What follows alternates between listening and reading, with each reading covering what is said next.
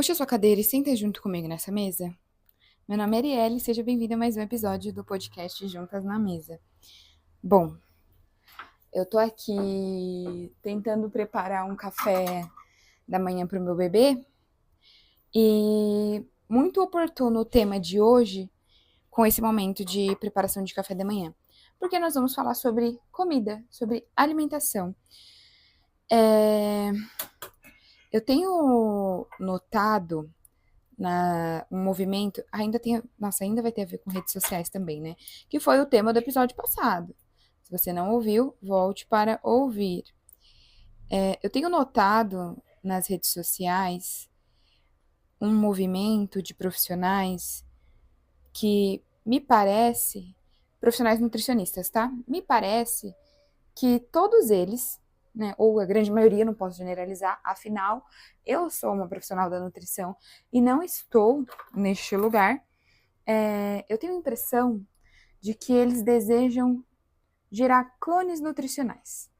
Então, eles querem que as pessoas façam exatamente o que eles fazem, mas não necessariamente o que é bom ou que seja importante, interessante, que faça sentido para o outro, para aquele paciente, e sim algo para nutrir o próprio ego daquele profissional. Ele quer criar um pequeno clone dele, ou pequenos vários clones. Será que fez sentido essa frase? Talvez, né?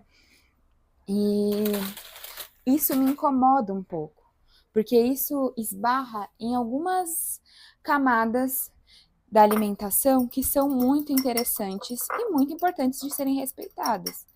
Por exemplo, a própria individualidade, a própria biologia do ser humano, né?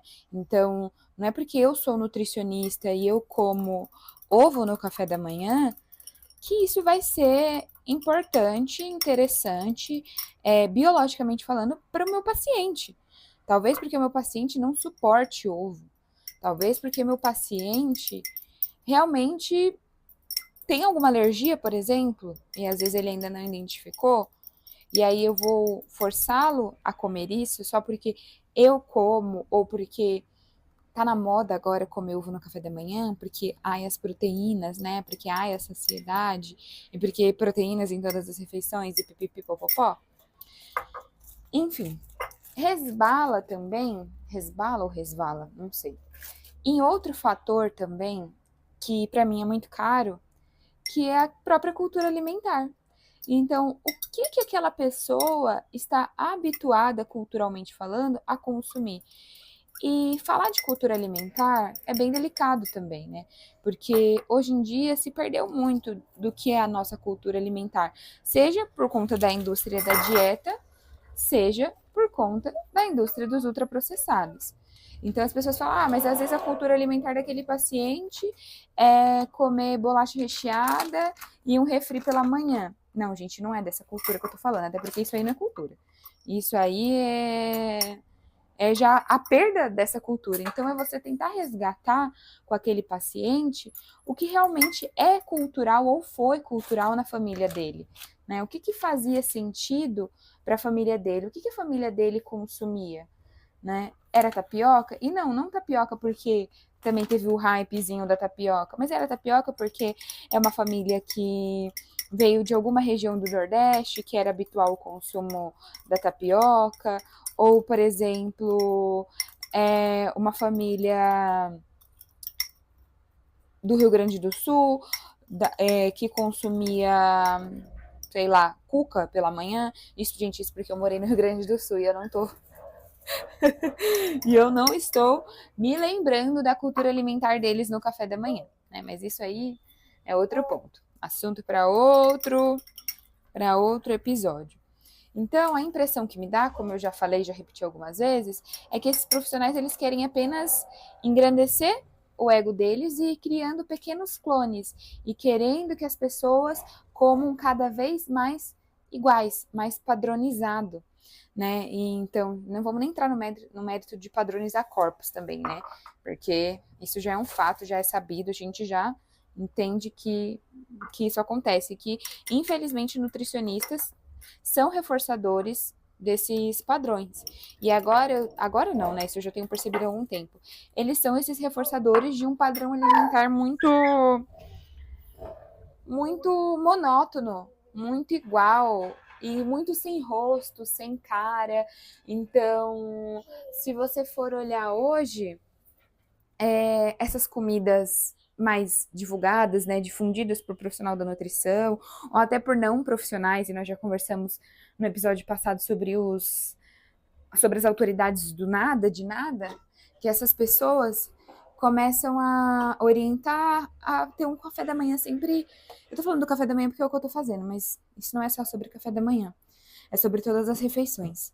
Até essas refeições mais monótonas, né? Todo mundo come igual.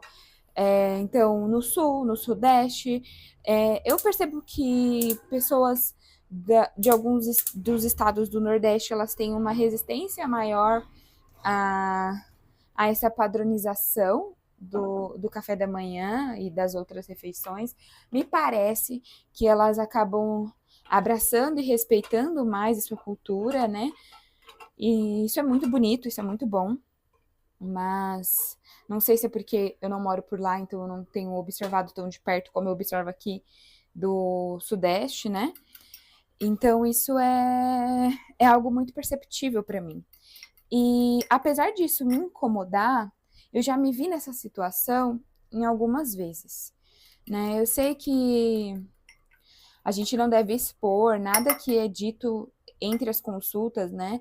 Ficar expondo o que você conversa com seu paciente, mesmo que ele te dê autorização, isso não é legal, né? Não é interessante, não é ético. Mas o que eu vou expor aqui não é uma conversa com um único paciente. É algo que como eu disse, eu já me vi em algumas vezes, né? E não só no ambiente da consulta, né, do atendimento nutricional, mas também nas redes sociais, né, utilizando as redes sociais. Então, um fato que me marcou muito foi por conta do Instagram, que eu postava mais o que eu comia, né? Logo no comecinho que eu comecei a ter esse Instagram profissional, eu postava mais sobre a minha alimentação, né? Na minha inocência, eu achava que eu estaria dando sugestões, que eu estaria ajudando as pessoas, e conforme eu fui aprofundando mais os meus estudos acerca de transtornos alimentares e essas questões de comparação, eu fui entendendo que não fazia tanto sentido eu continuar com esse tipo de publicação. Mas enfim.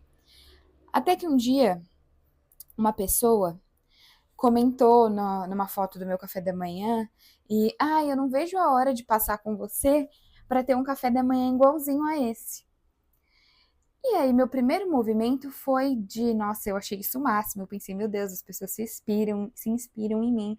Então, novamente, o meu ego sendo massageado, né? E eu pensei, meu Deus, que legal, as pessoas se inspiram, né? Eu tô sendo uma referência, que legal, né? Fiquei toda felizinha e respondi, ai, vamos, né? Vamos marcar, que não sei o que não sei o que lá. Né? Fiquei extremamente empolgada. E eu demorei para entender a problemática por trás disso. Outra vez que também me marcou e que eu nem era formada ainda, foi numa época mais obscura da minha alimentação e quando eu não usava um Instagram profissional. E eu digo mais obscura porque eu também tive meus altos e baixos no meu relacionamento com a comida. Meu relacionamento com a comida ainda não é perfeito e nem vai ser, né, gente? Nada é perfeito, né? Eu tava no auge de querer modificar o meu corpo e querer viver uma alimentação mais restritiva. E aí eu postei um café da manhã totalmente descaracterizado. E quando eu digo totalmente descaracterizado é porque não fazia sentido para a minha cultura alimentar do meu ambiente familiar, para uma cultura alimentar pensando na minha região. Tipo, ninguém come aquilo de manhã.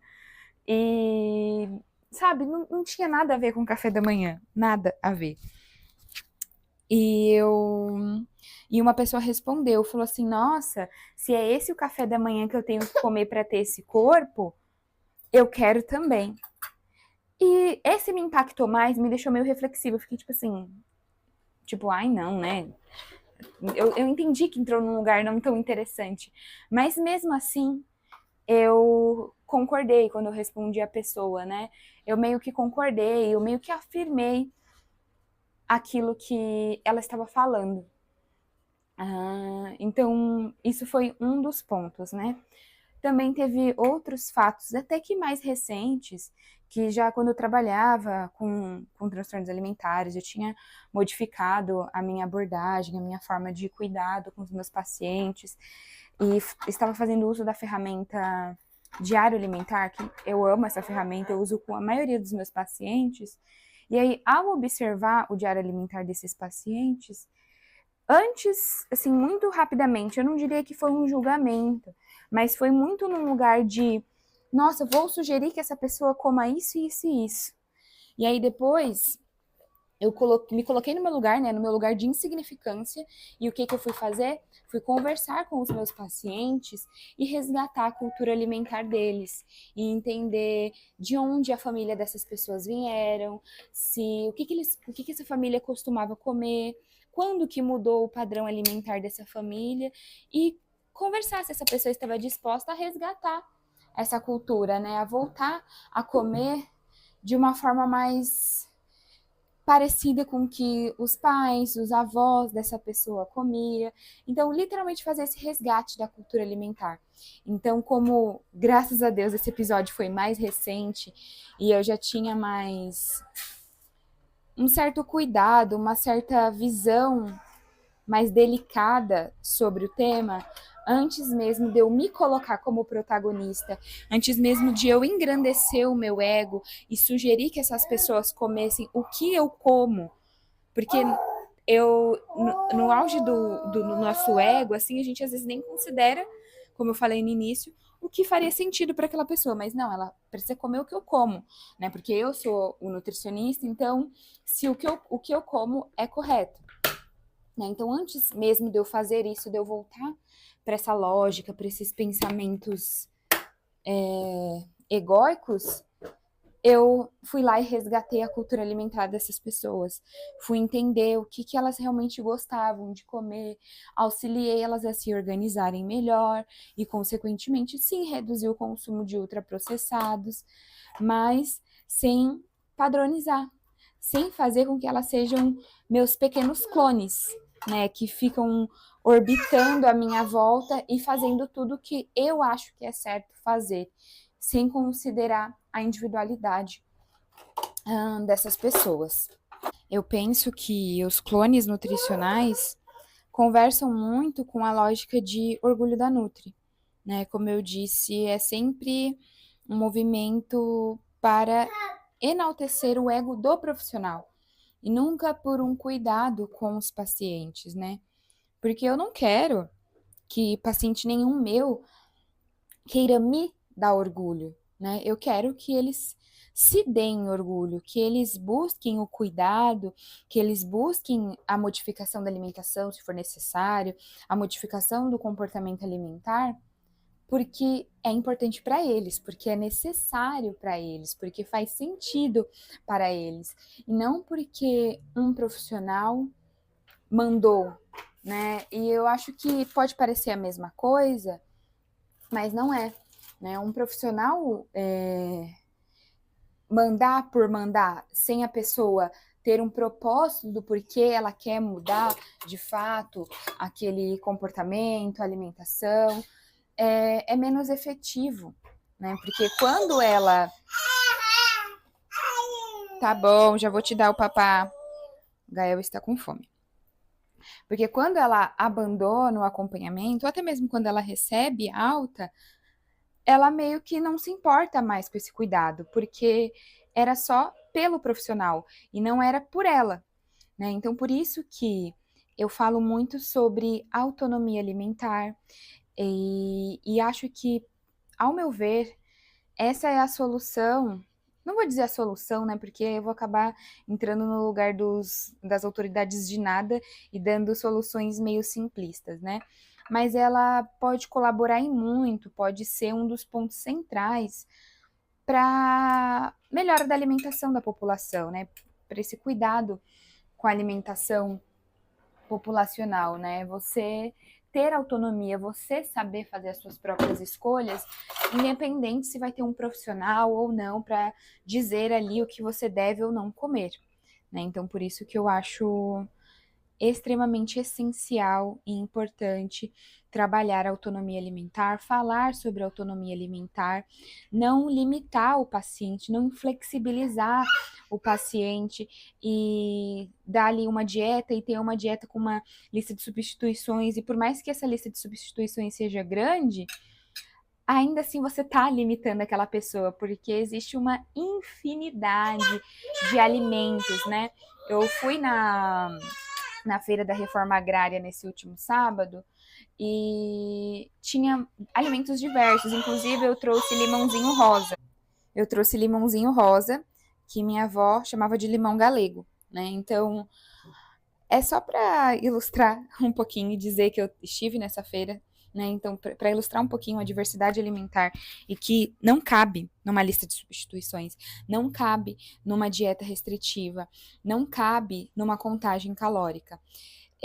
Eu sei também que vão existir casos que as pessoas vão precisar de um certo cuidado mais delicado, mais próximo, mais apurado, digamos assim, não sei se essa é a palavra adequada, mas a grande maioria da população não precisa desse tal de déficit calórico, não precisa desse aporte proteico elevado. A maioria da população precisa ter acesso à alimentação, primeiramente, né? A acessar alimentos adequados e saudáveis do ponto de vista sanitário, do ponto de vista nutricional. Gente, o Gael tá gritando muito. Não sei se vai aparecer muito no, no áudio. Então, a maior parte da população precisa disso, não precisa dessas complicações desnecessárias que são criadas muito mais para uma lógica de consumo do que para uma lógica de cuidado, né? Então, em suma, eu vou continuar sendo uma grande defensora e vou praticar isso na minha clínica, que é a devolução da autonomia alimentar para as pessoas. Porque em algum momento da vida, nem todas as pessoas, mas em algum momento da vida, você já teve autonomia alimentar. Você sabia a hora de parar de comer, você sabia a hora de começar a comer, você sabia e você foi perdendo isso aos poucos, né? Seja por uma cultura de dieta, seja por conta de excesso de trabalho, estresse, e você não sabia manejar esse estresse, essa ansiedade, você começou a manejar isso através do comer. Então, são vários fatores, né? São vários fatores. Então, a minha clínica sempre vai ser baseada em mudança de comportamento e devolução de autonomia alimentar. Eu sempre vou me colocar no meu lugar de insignificância. Eu sempre vou colocar o paciente como centro daquela ação.